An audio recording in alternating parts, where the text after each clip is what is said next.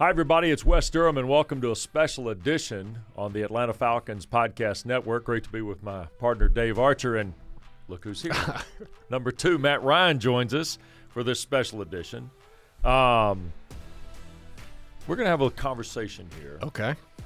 And since we can't start for when the earth cooled, Arch, let's start with, April 26, 2008. Hey, that was a good day. That was Radio City Music Hall, New York City. Yeah. Did you think you were going to be the third pick? So I kind of had a feeling. My agent, Tom Condon, these guys are all kind of clued into what's going on. And I remember being up there in New York, it was really cool at the time. The draft is much different now than it was then when I was drafted. But there were 6 of us up there in New York for the week getting ready for it. And so maybe Thursday or Friday, Tom Condon said to me, he said, I really don't think you'll go past third. He said, I think that the Falcons are going to take you at 3 if they're there.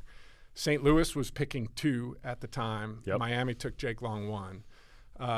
And he said, the only thing I think that could happen is Baltimore could trade to 2 to take you. And so I was kind of like, all right, I don't really know, and looking back on it, he probably didn't know anything either. He was probably just telling me that and make me feel good. I don't know how much validity there is to it. But, you're still nervous. Even when 3 comes along, you're not really sure, what's going to happen. Then you get the phone call and bam, next thing I knew, I was in, here at Flowery Branch late that night, and it was a whirlwind. But it was a crazy experience, really, really cool experience. And part of me wishes the draft was always still there for those guys at New York City at Radio City Music Hall because it's such a iconic venue and special place. But it was a whirlwind. It was a crazy start. How much did you know about the Falcons, or how much did you follow it? Obviously, you were a fan of the National Football League, but Atlanta in particular, maybe even Baltimore. Had you looked at those places and kind of studied them a little bit? I mean, studied a little, but you don't know. I knew the football teams, I knew the coaching staffs from having met, with them during that draft process. But there's so much more to it when you get here. You know what I mean? That you have no idea about the history of the organization, the guys who have played. You get to meet all those guys. So I would say it was limited. What I really knew about the organization, and then city-wise, I'd been to Atlanta twice in my life. Right, I was here once when I was recruited by Georgia Tech. I came down for a visit with my dad, and then the second time was when I played Georgia Tech. It was a good night for me, not so much for Wes. But threw in a Coke bottle all night long. Threw for 427 or something. You'd know better than I. We threw for a lot. But so those are my kind of two visits to Atlanta. I honestly grew up hating Atlanta because I was a Phillies fan, and the Braves basically dominated the Phillies, my entire existence. So I didn't know a ton, if I'm being completely honest, when I got down here, and I haven't looked back since, though. All right, there was a legend that you had texted your mom after the game at Georgia Tech in September of 2007, saying, I really like this city. I think I could see myself living here. I said it to I wouldn't have texted my mom because my mom.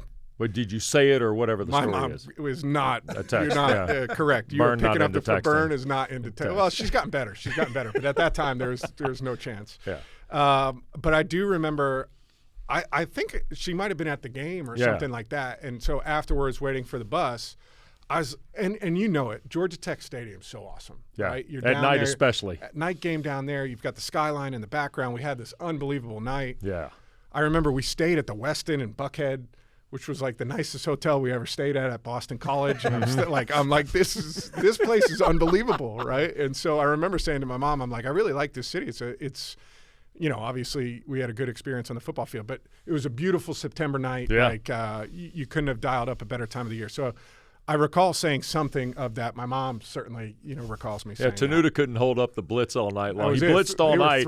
Back in couldn't hold up. Ryan threw for a billion yards and Yeah. BC Well, wasn't if I going remember, away. he made a few plays out of the pocket too, which I don't think yeah, people well, weren't giving him credit and- for. Sneaky there you athleticism. go. By the right? way, Yeah. side note, Rich McKay was at the game that night. Was he? Comes upstairs, and I'm still doing Georgia Tech, obviously. Comes in the radio booth, tells me, hey, I'm going down. I got to watch the Ryan kid warm up.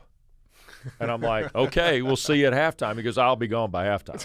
So Missed a show. he did miss Sorry, a show. We saw a show in the first half. I guess the warm-up must have been pretty good too then. Yeah, It the worked warm-up out. must have Rich been really nice enjoying for that him. warm-up. Yeah. Yeah. Usually, when you warm up really well, you don't play very That's well. what I was going to say. Usually my bad warm-ups were the best performances. The good warm-ups, you go into that locker room and be like, oh, God, this is not going to be I good. can concur with that. Yeah. Matt, you signed really quickly for a number one draft pick, especially in that era when the monies were still negotiable. Yeah.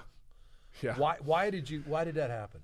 Well, number one, looking back, it's so different. It was so different then than it is now, right? Yeah. Like the changes in kind of slotting the draft and what guys are going to be paid and kind of that whole thing has changed. And so the going back to it, the narrative was that quarterbacks are going to be holdouts because there's going to be this back and forth in negotiations. And I think I have to give credit to both sides, right? I think both sides felt like, hey, we don't want that. With all that had gone on here in Atlanta prior to me getting here, I think it was, let's get this done.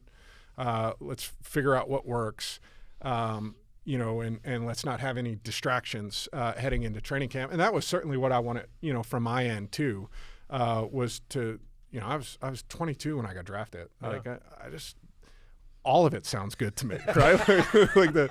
All of it. I don't know anything about this negotiating, but like the first offer sounds great. So it was all exciting. It was all good, and I wanted to get it done and really, much like the rest of my career, not really have those things be a distraction ever. And I was lucky, that it never really was. Contracts were never. I'm so fortunate to have had the contracts that I had, but both sides had to be a part of it, and it was always great dealing with the organization. You came in here obviously at a very volatile time. You knew that. You were well aware of the scenario. You were involved in a quarterback competition that went all the way through the preseason up until like 10 days before the start of the regular season, as I recall. But yet you kind of came in here and melted into the team chemistry pretty well for a rookie. Dave and I've always talked about your ability to come in here and adjust and be quickly integrated into the professional rank. I thought was one of your biggest traits, Matt. Yeah, I mean, I think, I grew up playing team sports, and I think, while it's different at the professional level, when you've been on teams your whole life, you understand what it is to be a teammate. And you've got to be one of the guys, and you understand that whatever role it is that you're asked to do, you gotta play your role well. And I was always comfortable, with that, and even at a young age, kind of comfortable in my own skin, just being who I was. And I think that's the key. I mean, Arch, you can speak to it, being in the locker room for a long time. When guys are trying to be something that they're not. It doesn't usually work out that well. And so I think you just have to be yourself, and that's what I tried to be. Listen, look at the guys who were doing it the right way. Like, I think back to that locker room I walked into in 2008. Todd McClure, Falcons Ring of Honor guy, but maybe the best person on the planet. Just a good human being, the ultimate guy to learn from. Roddy White, energy for days. Right. And just starting to scratch the surface of who he was as a player, but competitor and not scared of anything. You see that. Then you see, John Abraham on the other side. He does it a completely different way, but knows how to produce, week in and week out. You got Keith Brooking, who was here my rookie year. Brook was, 10 plus years in the NFL. He was kind of, one of the faces of this organization for the better part of a decade. Wide receiver room too. You have Brian Finneran, old. I love Finn. He was old to me at the time. Now that yeah, I like you saying. He was an older player. Let's go old, yeah, man. old. It's old. It's old. But him kind of, teaching me the ropes. Michael Jenkins, a really mature, fourth or fifth year guy in that stage.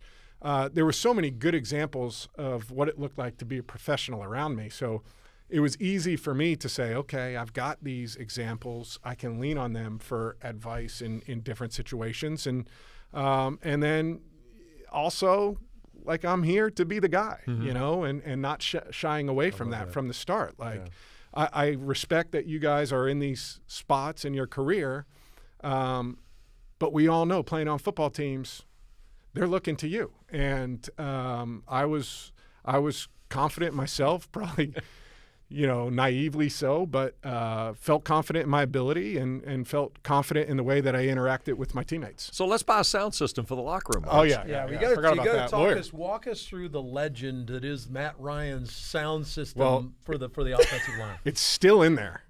Yeah. Which with all the changes to this building, the fact that sound system is still in there, I am very proud of. It was built to last. And it cost enough to last. It should have lasted. But so I remember it was OTAs or something like that. It was sometime before we broke for that 4 or 5 weeks you get off before training camp. And I walked into the locker room, and I was sitting at my locker, which you guys know in that old locker room, I was right on that, where you walk in past the equipment room. And so I'm sitting there, it's probably like 6:15 in the morning, and it's dead silent in there. And Lawyer Malloy, the law dog, walks right past me, and he's like, hey, you hear that? And I'm like, no. Like, hear what? He's like, exactly. He's like, this place needs a sound system. And I was like, oh, okay. Didn't think anything of it, whatever. And so then, like, the whole day I'm kind of thinking about it. I'm like, I think he's telling me to buy a sound system for this place. Like, I think that's what he was saying.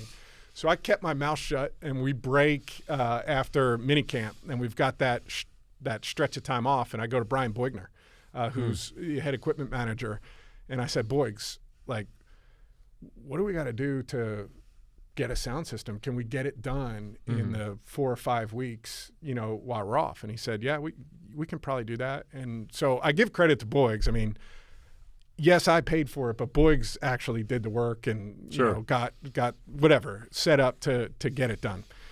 So we come back for training camp, and I come in like a day or two early, and I'm like, can I hear it? And they like turn it on. I'm like, all right, perfect. This is good. It's a good sound system. And so I'm sitting there at my locker. I'll never forget it. I'm sitting there at my locker just waiting for Lawyer to walk in. I cannot wait for him to walk in. Yeah. And he does. And I've got the whole equipment room keyed up to kind of turn it on as soon as he comes in. And they fire it up, and the bass is pumping, and we've got music blaring, and he just looks at me, and he's like, well done, well done. And so it was a cool thing. But, I mean, it's changed a lot in the NFL, but I think some of that old school, I wouldn't even say that was hazing. There was more of that, like that went on. But that old school, like, you got to earn your stripes. You got to do some of those things. I always like that kind of stuff. And I loved being able to do it in the position, being in the position to be able to do it. Yeah. No question about it. We get to your rookie season. Yeah, let's talk some football. All right. Talk some Yeah, football. I'm ready. Do you remember the first pass of your senior year at Boston College? Yeah, pick six. Wake Forest. Antoine Smith. Yes, correct. And I'll never forget. So the day before, Friday before, Steve Logan was our offensive coordinator, who was awesome. And I'll never forget, he sat me down after our walkthrough on Friday, and he was like, hey, man, you're the best player in the country. And he goes, if I have to throw the ball 80 times tomorrow, we're going to throw it 80 times. He's like, I have so much faith in what you're doing or whatever. And I then start off with a pick six on the first throw. And I remember coming to the sideline, and he goes, you got 79 more to go. And I was like, perfect. Let's go. Let it rip. Built that confidence. Yeah, 100%. And little stuff like that as a player is stuff that you'll never forget. And so, yeah, I remember throwing that pick six, and then I remember throwing for like 450 and That's 4 exactly or 5 touchdowns right. afterwards. Yeah. So my question is this: given that the scope of first pass of your senior year to the first pass of your rookie year. Yeah. Today at the Georgia Dome, the Atlanta Falcons start their 44th season in the NFL, fresh and new. A new rookie quarterback in Matt Ryan and a new head coach in Mike Smith. Like college. Ryan going to throw first professional pass. Caught. Jenkins 30, 25, 20, 15, 10, 5. He lives in Atlanta.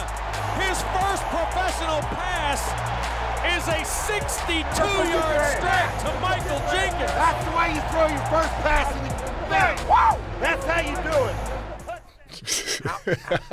So, Matt, I mean, it sends chills down my back. I would assume it does you. Yeah. So take me through it. Yeah.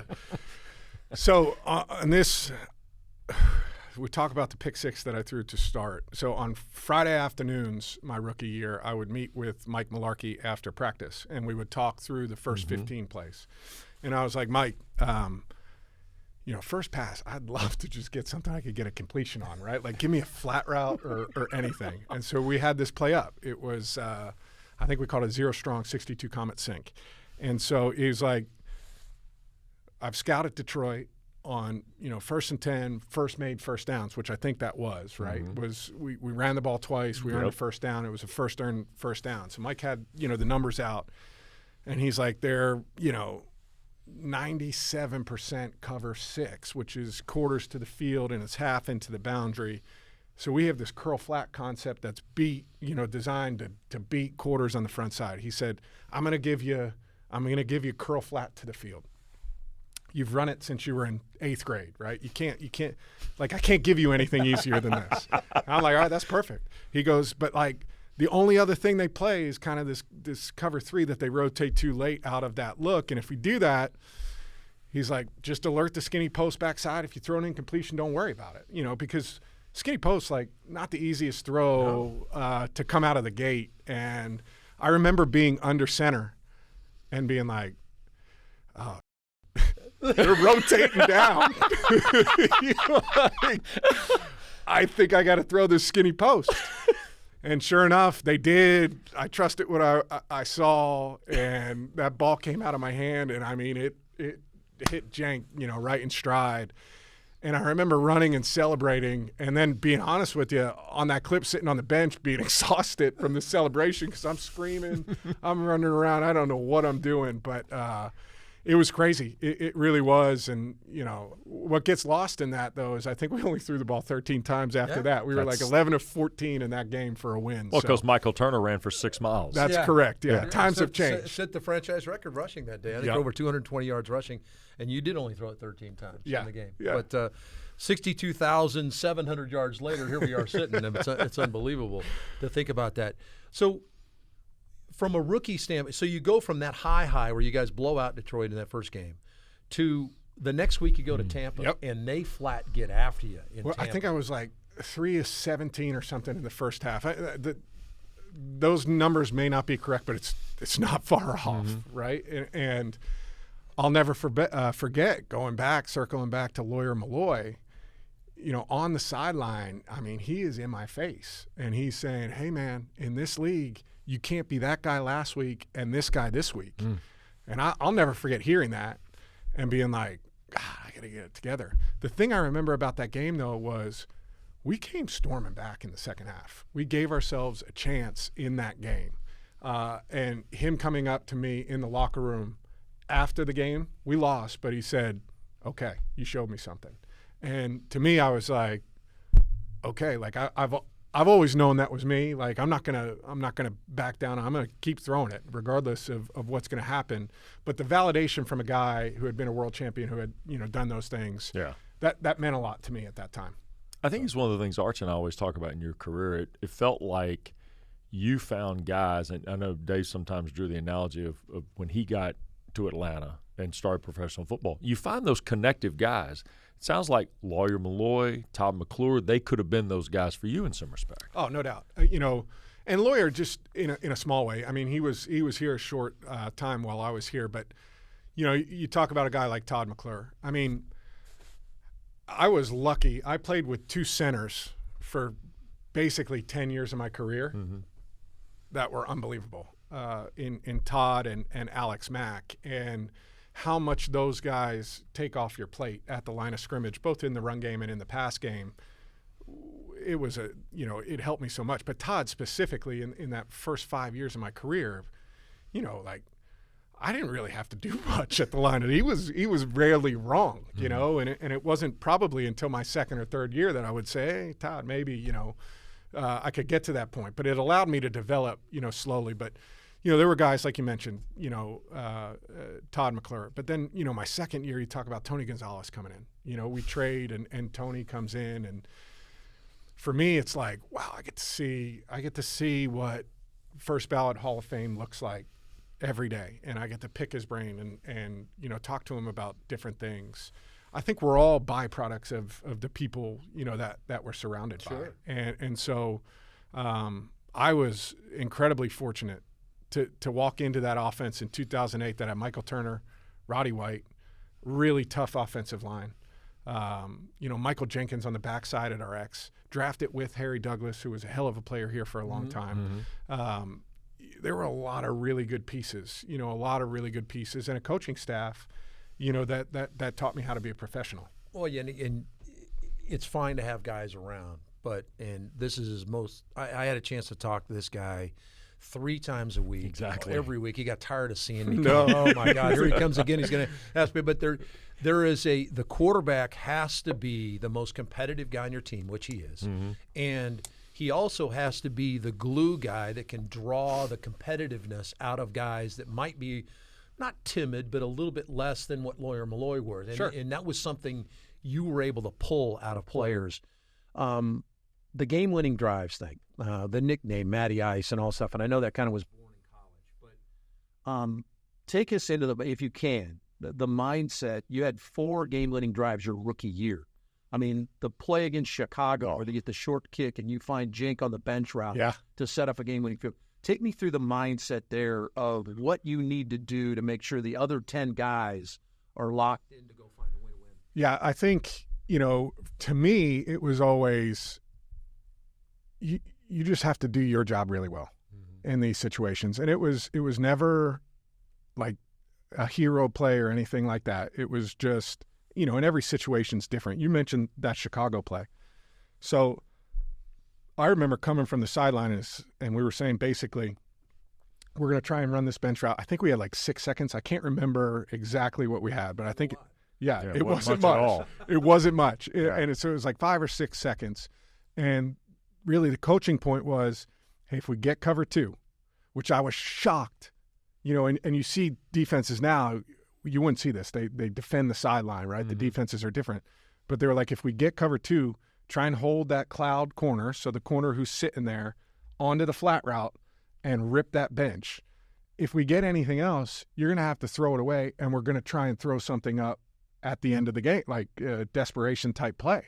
So in my mindset, I'm out there, I'm saying, all right, guys, this is exactly what we're going to do. If we get cover 2, I'm going to rip this bench to you on the sideline, get your feet down.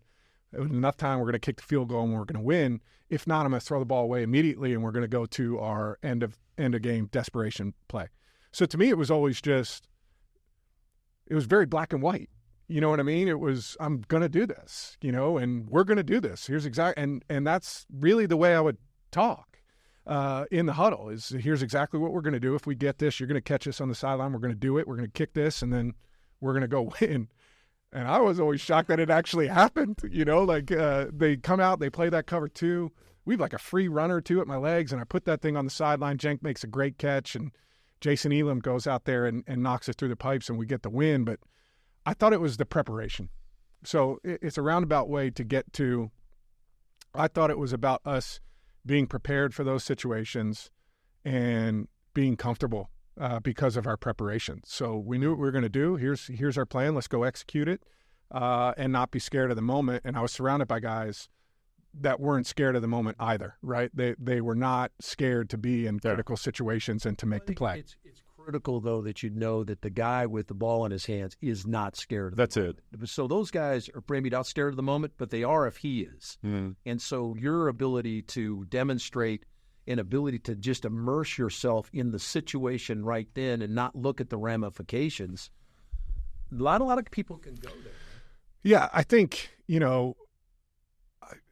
I think as a quarterback, you're a bit of a salesman every play. You know what I mean? Every play call that comes in, the way you call it, the way you talk, the way you get your guys to the line of scrimmage, you got to be selling that this is what we're doing. You got to sell it during the week. Here's why we're doing it. Here's, and your coaching staff has a lot to do with that. But the way that you think about it, right?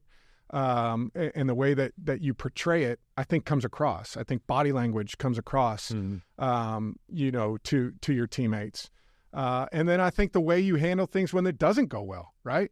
That, yeah, we didn't win it, but we're going to win it the next time we get it. I truly believe that. I think that over time, your teammates, start to learn that about you, and it makes a difference. And it was something that, honestly, I grew up chasing my older brother, right? Like, he was 4 years older than me, played all the same sports as me, and I was just constantly chasing him. And so there was a lot of losing, Yep.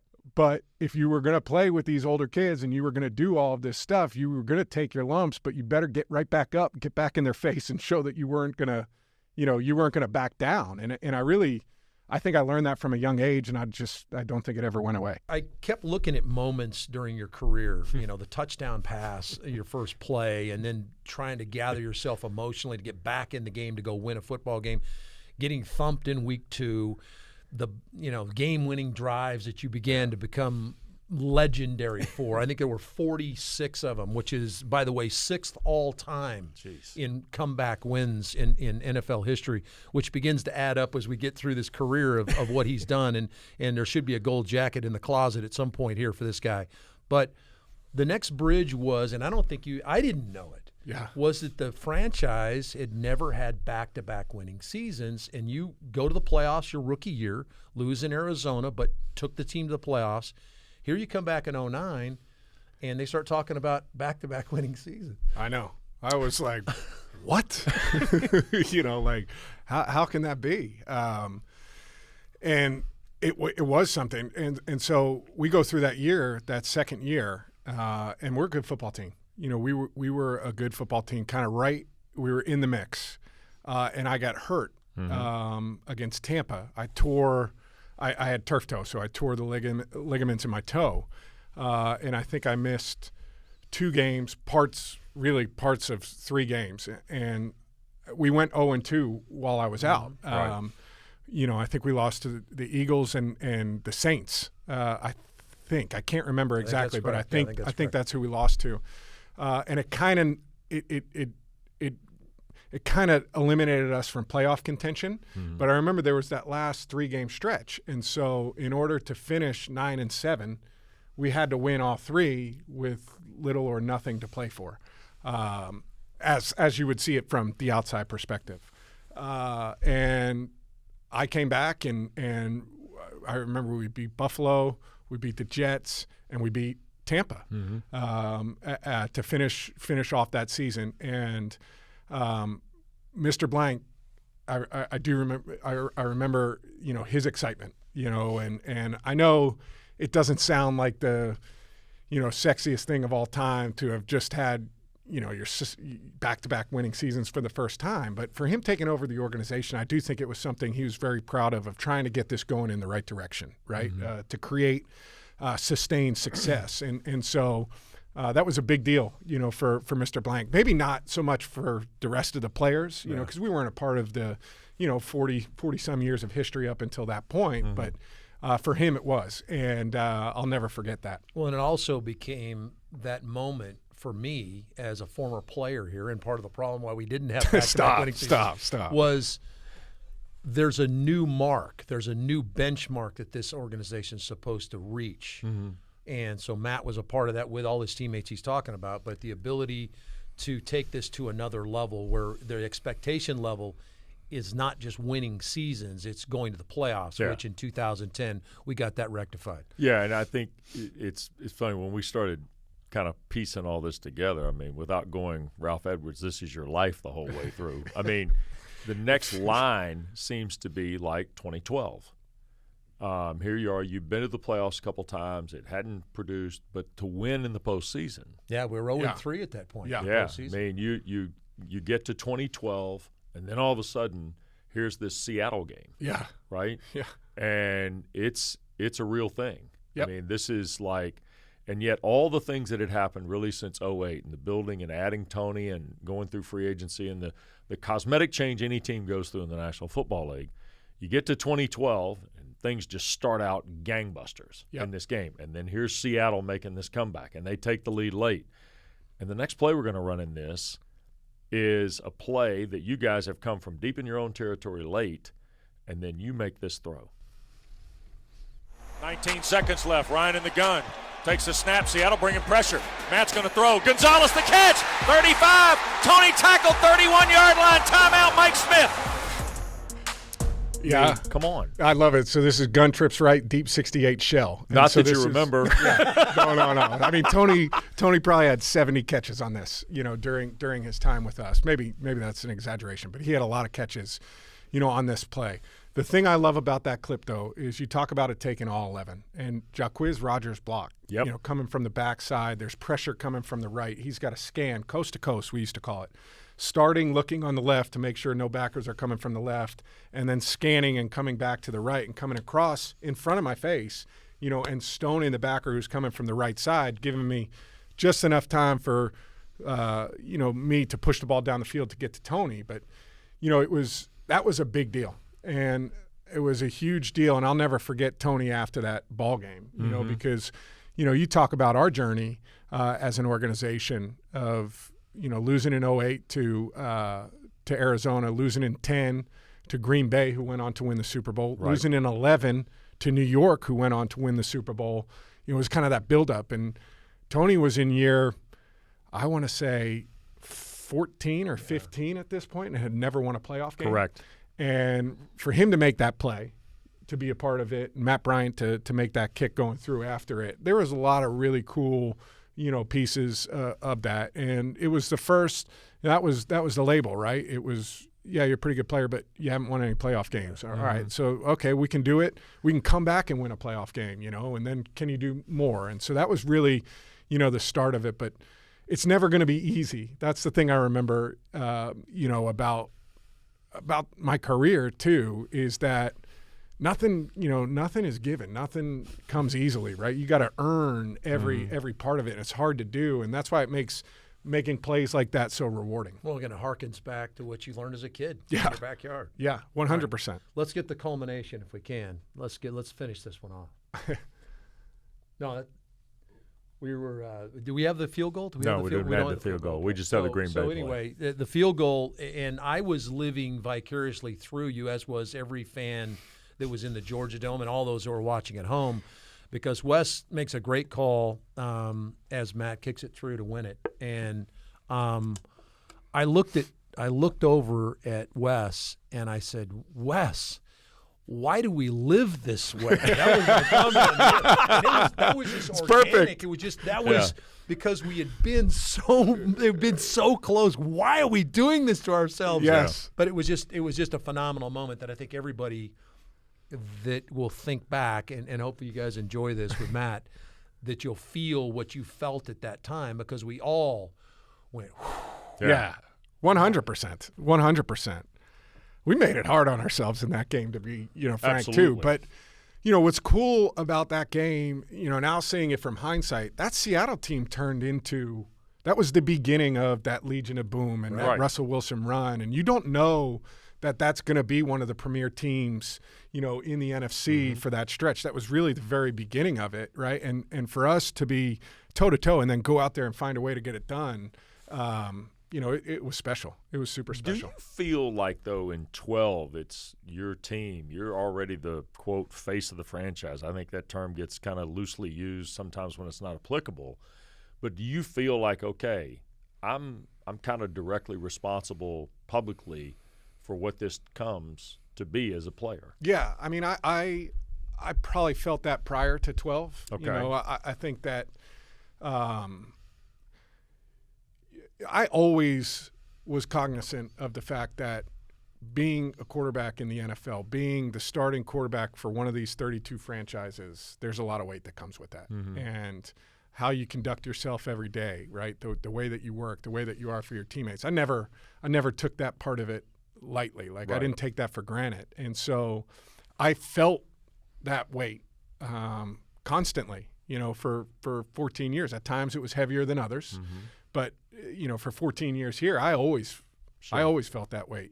I remember Mike Smith telling me, listen, man, wins and losses are attached to two people's names around here, yours and mine.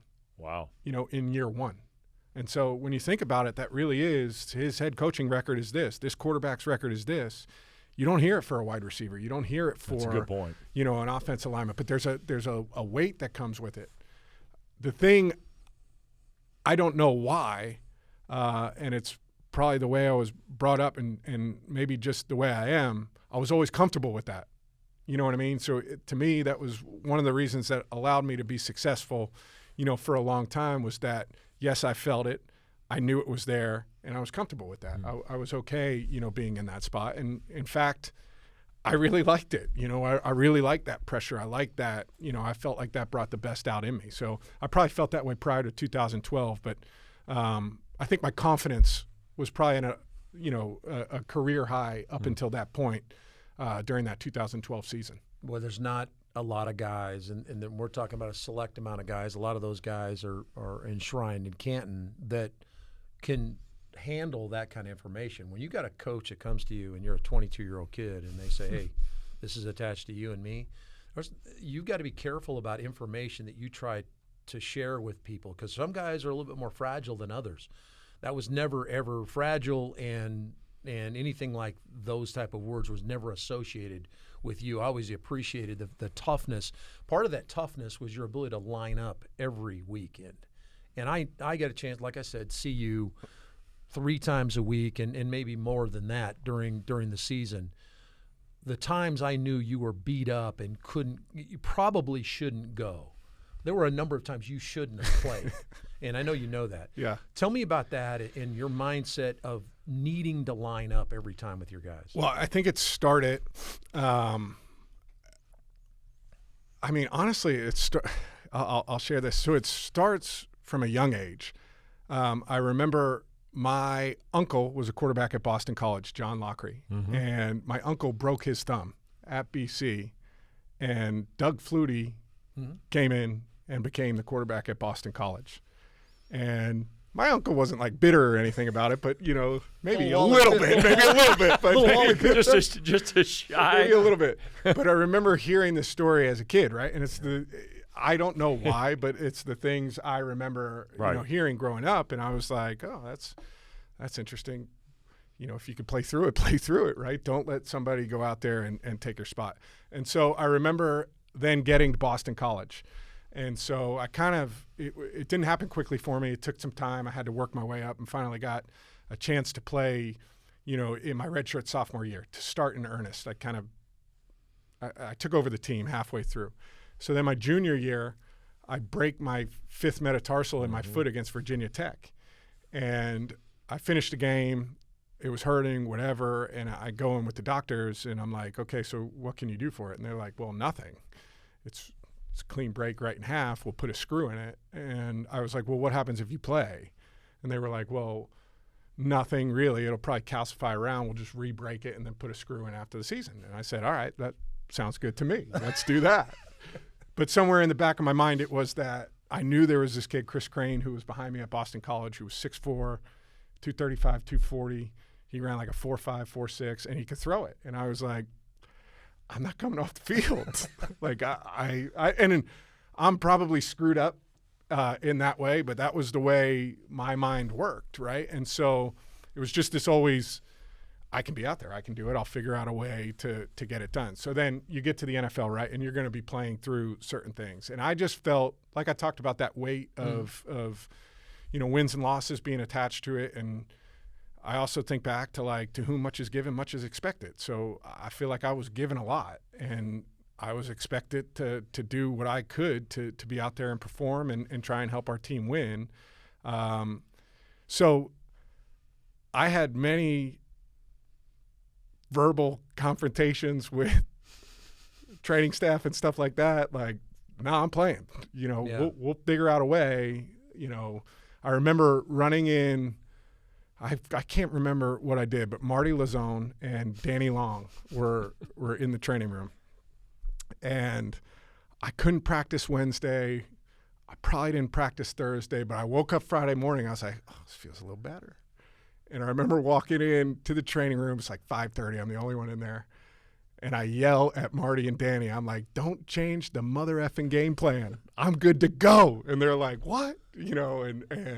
But just that was it. It was, for me, it was, I'm going to find a way to play no matter what. And I'm going to, try and be out there if at all possible. Yeah, there were special shoes. There were shoulder harnesses. Yeah. There were things on his back. I mean, it was unbelievable how many different ways they got this guy back on the field because he demanded to be on the field.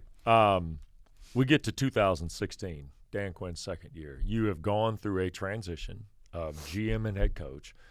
Dave, we were talking before we started this about the variety of offensive coordinators that you Five had. OCs, I think. 5 different OCs. Yep.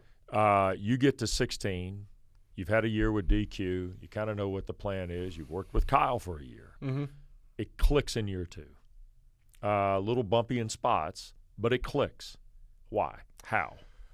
I think you work through it, right? And so, 2015, we started like 6-2. 5-0. 5-0, and then I'm thinking through that first half of the season. We were probably like 6-2, That's somewhere correct. around there. And so we start out, but I even remember being like, I don't feel that comfortable though. Mm-hmm. You know what I mean? Like, we're winning, and this is great.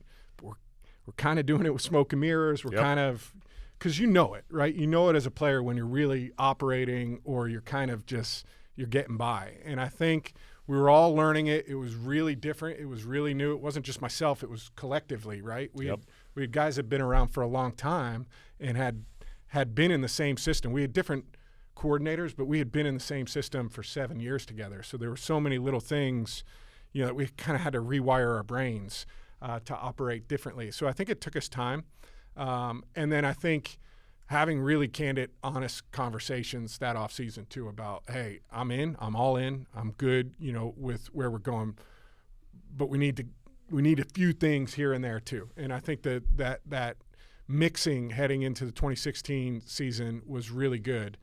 And then, in fact, I remember being 7-5. Mm-hmm. Mm-hmm. So it wasn't like, it was a great year, but it wasn't like we were just railroading teams right from the start, right? Like Right. There was some back and forth and some hard. Yeah, we had the rocky loss to Kansas City here, remember? Yeah, I do. I threw a pick on a 2-point conversion that went back for 2 points. So there was some of that. We had a tough loss. I remember against the Chargers where we had a chance at the end. Yeah. We kind of came screaming back. We ended up losing. But none of them were blowouts. Right. You know what I mean? It was all that. It was tight. Mm-hmm. We were right there. We just need to tighten a few things up, and then boom. We got into a rhythm and we started rolling, and we played some really good football down that stretch. And offensively we were a problem. Oh my God. We could. It felt like every time we touched the ball we were going to score a touchdown. Mm-hmm. And it wasn't far off, It really wasn't. Set records for points that year. Yeah, it was. It was a fun team to be a part of, and obviously, a disappointment for sure. But that's part of it. We're going to run one more play here. It maybe I know it's one of Dave and mine's favorite plays. Absolutely. You'd beaten Seattle the week before in the divisional round, and again, always somehow Seattle shows up in this thing, right? Yeah. But then you had to exercise one more demon, and Green Bay comes in here because they beat Dallas. Yeah. They go and beat the top seed, right? You got to go back to 11 when they came in and beat us here on that Saturday night game. Yeah. They rolled us. Yeah. So here's the NFC title game, and this is second quarter, plus territory, 7.5 minutes left to go. Green Bay rushes 4. Ryan steps up in the pocket. Matt pumps, runs, 10, 5. Does he score? He does. A rushing touchdown for Matt Ryan. How bad does number 2 want it? By the way, former Falcon staffer Michael Benford almost took one in the noggin on the spike. Yeah, that was clocked at 103 miles an hour. That was the hardest I ever threw. Well, it to me it typified really you and your career. Yeah. It was a moment in time. Yeah, it was. And I think, you talk about the celebration and like what I think of when I see that I think I was 31 years old at the time, right? Somewhere around there. I think that season, 30, 31, somewhere around there. I started playing football in second grade, So, like, to me, you're talking 20-some years of effort, of work, of, to try and be in that position, to try and do it. And that's why, like, all of that stuff is coming out too.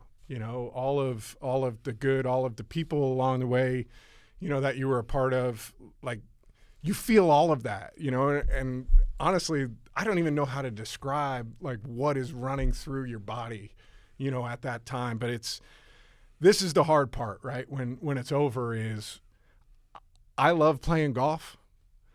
I never feel like that playing golf.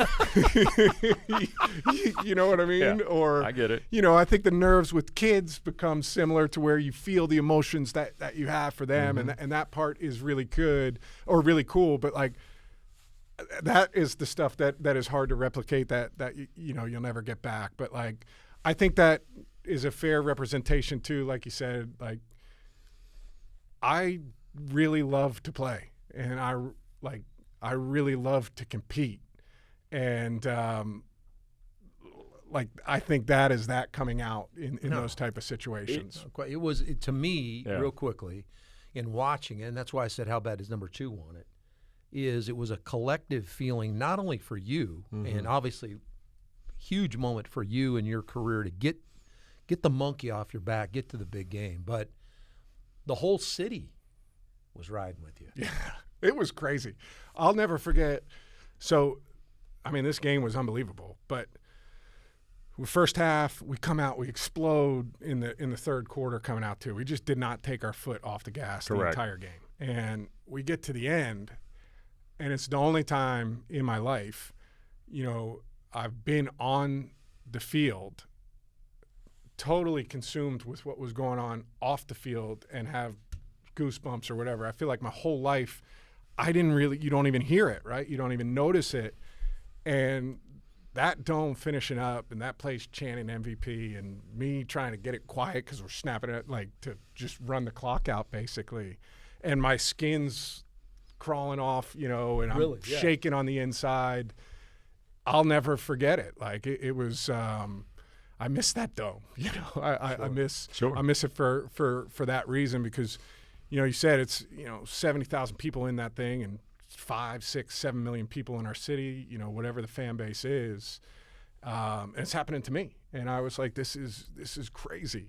This is unbelievable. I want to share a couple things. Well, first of all, I remember there are 2 things that happened that day that I remember specifically.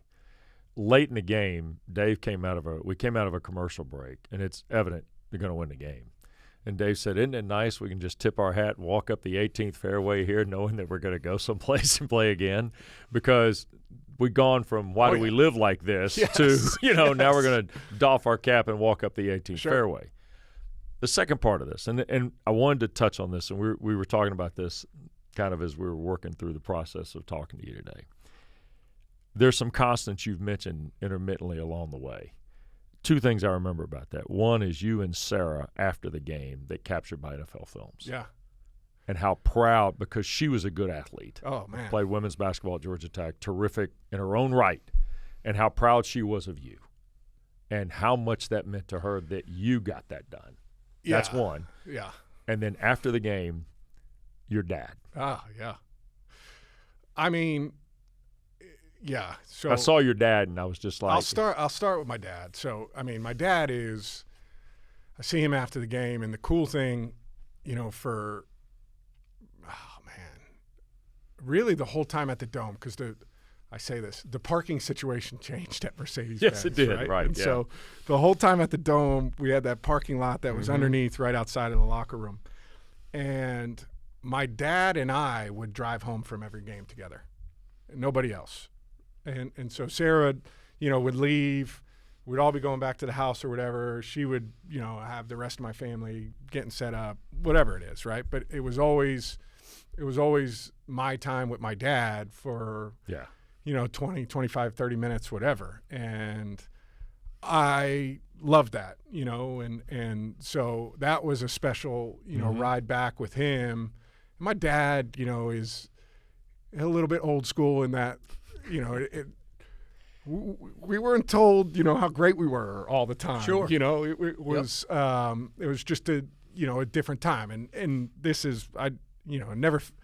He certainly loved us and showed us that all the time, but it's just different. And so I remember that car ride back and him just being like, I'm really proud of you. And I'm like, damn, man, I have never heard that. Like, but I felt it. But right. It's just that generation is just very different, with you, yeah. And so like, thrive. You wanted his approval. You wanted to please your dad. 100%. So I remember that, and I always knew that, but sure, absolutely, it was cool. It was cool on the ride home. And then Sarah, after the game, I have a picture of me leaning down and her kind of in that spot in the house, and I mean, I look excited, but my and the picture's like kind of from how I remember it too, and it's just, you're exactly right. I mean, for my entire career, she's the one person that got the honesty, because Archie, this, showing up in the building every day as a quarterback, I mean, there are days when you don't have it, you don't feel good, but you better fake it. You better come in and you better, be on it, be a positive, upbeat, dialed in, all of those things. And then you kind of get in that car and you get home and you're like, this is disaster. This isn't good. I'm not, my body's messed up. He's not doing this. She caught all of it. She caught all of it that, frankly, nobody else caught, and you mentioned her being a great athlete. She's also like the best sports psychologist on the planet of knowing what to say or what not to say, just seemingly perfect, forever. And so, I wouldn't have been the same player I was without her. I know that for sure. And the celebrations would not have been as fun as they were without the people that, like you mentioned, my dad and my wife, who were such a big part of it along the way. Yeah, I remember seeing your parents, and I talked to your pop. I don't care, was it home or on the road, wherever it was. I'd always he'd call me over. Hey, what do you think about this? Exactly. I said, your kid's got it, man. We're good. We're good. It's the love and support that was there, both from your immediate family with your wife and with Sarah, and then your mom and dad, was so evident in it. And I know it meant a lot to you. Oh man, it meant a ton. You guys knew it. I would talk to you after every game. I would see you, Wes, after every game. Yep. Particularly those road games. But my dad wouldn't even say much. He's not a big talker. But he would be standing outside the locker room, win or lose, every game on the road. I mean, I think the guy missed, prior to COVID, like 2 or 3 games my entire career, and would be standing outside that locker room, and it was just. We didn't even really need to talk. You might get 2 minutes, before we were heading to the bus. But that meant the world to me. Sure. Just having that safe, whatever you want to call it, safe space, or where you could let your guard down for 1 minute, talk about nothing, and you would finish with it. You good? And I'm like, I'm good, man. I'm good. And that was it. I mean, honestly, but for whatever reason, that was the thing that kind of. Okay, all right, I'm back. Centered. Yeah, exactly. So that's awesome. Without creating a mini series of our visit. Yeah, sorry. No. This is all good. We have talked since you played in Indianapolis and now gotten into television, and we'll get a final thought about that future. The commitment that you and Sarah, but that you're making in this community. Why Atlanta is now important to you, why it's home to you, why this is a valued piece of what you are as Matt Ryan. When did that start? I mean, I could say, sure, you played here 14 years. It's easy to understand, but there's a lot more to it than just putting the black helmet on and wearing number 2 now to what Matt Ryan and Atlanta are. Yeah, I mean, that part is hard, right? In this profession, you really have no control over where you start. Mm-hmm. You don't. And so I always feel like I was so lucky that it was here, not only for what happened in my career, but it's a great, I mean, you guys know it. It's a really good place to live. And I always felt like it was important to give back, early in my career, whether that was with CHOA or, boys and girls clubs around the city, or later in my career kind of starting this ATL Foundation to help kind of black kids in the west side of Atlanta. I think, it was always important, but it really became home when my kids were born. Yeah. And, you start to think about like, and I still kind of scratch my head, like my kids are from the South.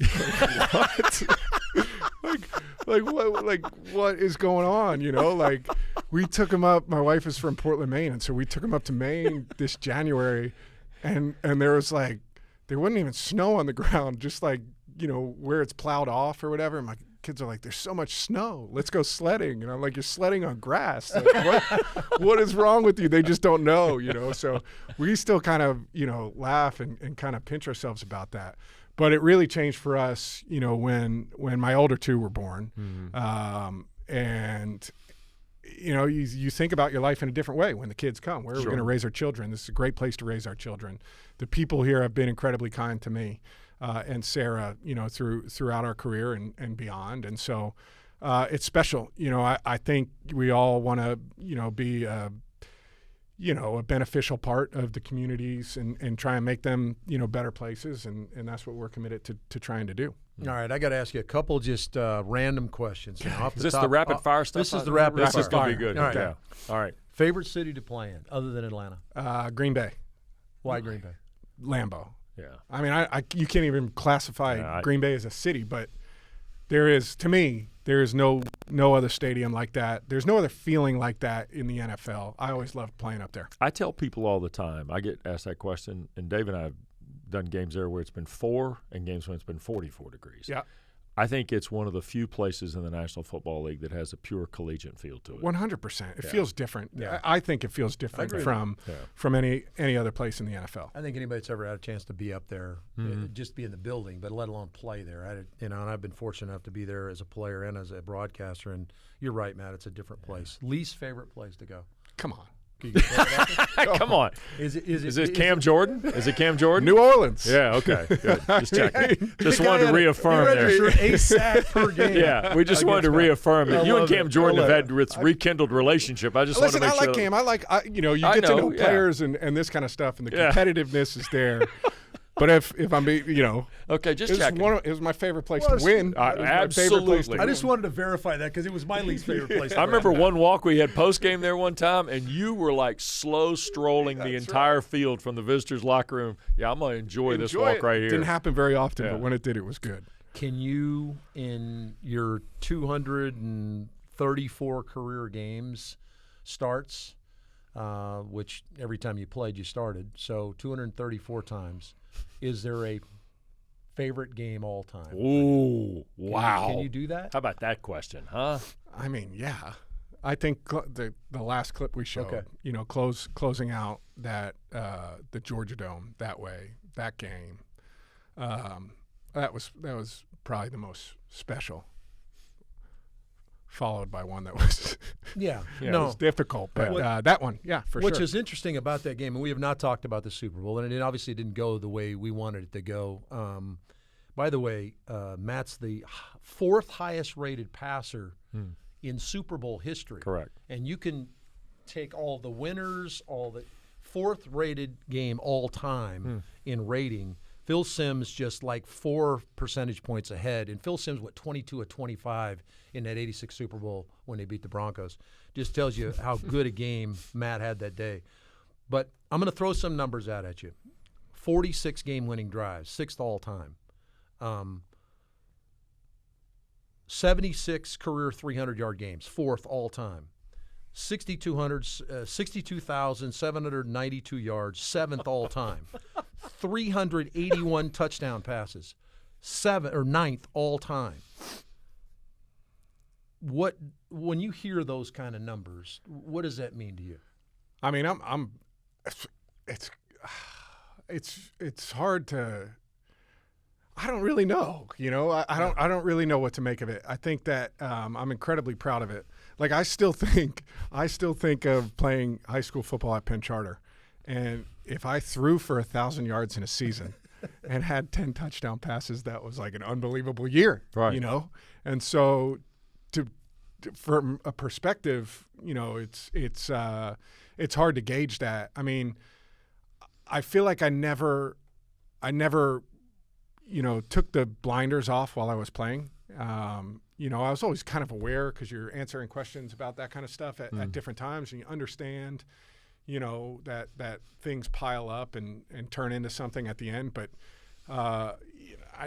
honestly, I never worried about that stuff, and it wasn't why I played. If I'm being honest, it's nice that all of those things happen, but it wasn't the reason, I did any of those things. But now looking back on it from the lens where it's done, and like I'm like, holy, like how did that happen? Yeah. That's I still think like how did it happen? Like how did all those yards? How did all the touchdowns? I know the work I put in, but it still feels like a dream, to me in a lot of ways, and I know it isn't like it really happened, but still feels like a dream. Oh, I know that's why it happened. Okay, you can capsulize it because he's that guy. Mm-hmm. He's that guy. Yeah. I guess. Well, thank you. Yeah. Although I would question hanging around us and becoming a friend. Now you're decided to jump into this fray. Colleague. Yeah, media colleague. Yeah. Is that what you are now, a colleague? Great. So I got introduced at something. I was out at Super Bowl this year, and I got introduced as an NFL analyst, and I was like, "What?" Isn't it funny how we've always tried to shy away from media? NFL analyst. As good as a player as he was, he's probably going to be that and then some as an analyst. Absolutely. I mean, get ready because Matt Ryan's going to be in your homes over the next several seasons as one of the best analysts. You talk about a guy who can break the games down. You think he broke them down as a player? Wait till you hear him break them down as an analyst. It's going to be a lot of fun. Thanks. Thank you, guys. Brothers. Appreciate Great it. Yeah, honestly, I want to say it before we're done. You guys were a big part of it too, along for every step of the way, and I appreciate having seen it from a different lens now and knowing how difficult it is to do what you guys do, and how good you are to the players and to the coaches and respectful to the families and all those things. I really appreciate, both of you, and I'm thankful that you guys were along for at least, my portion of the journey, and it made me sound a lot better than I was. Had a lot of cool calls on there and different things like that. But you two are the best, and I really, appreciate the time today and, all you did for me in the 14 seasons here. Appreciate you, man. It's a pleasure. Yeah. Thank you, guys. Thanks for joining us on this special edition on the Atlanta Falcons Podcast Network.